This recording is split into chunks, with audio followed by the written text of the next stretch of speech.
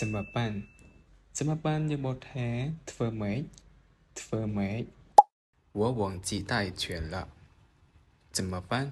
ខ្ញុំភ្លេចយកលុយមកហើយធ្វើម៉េចត្រូវធ្វើម៉េច机器坏了怎么办ម៉ាស៊ីនខូចហើយធ្វើម៉េចត្រូវធ្វើម៉េច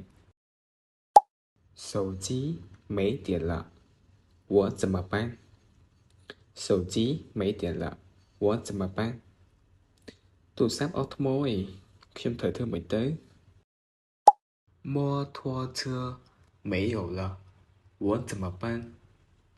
摩托车没有了我怎么办ម៉ូតូអស់សែងឯងខ្ញុំត្រូវធ្វើម៉េចទៅ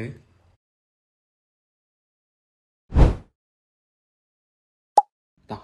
មិញយើងអានតទៅជាមួយនឹង怎么办ឥឡូវយើងចូលដល់怎么说ហើយ怎么说ហើយយើងបូកថានិយាយមិនណានិយាយមិនឬក៏និយាយយ៉ាងដូចម្ដេចអូខេអញ្ចឹងយើងចូលមកដល់ចៅជីដែល老师បានបង្កើតទៅណា好这个造句不老师老师不跟他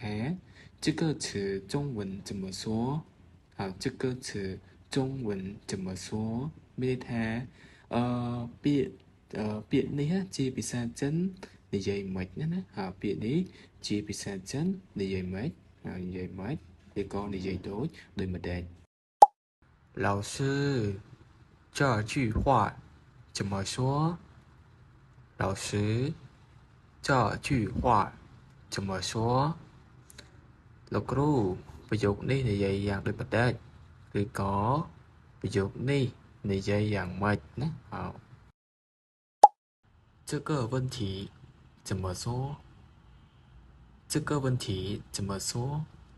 សំណួរនេះនិយាយម៉េច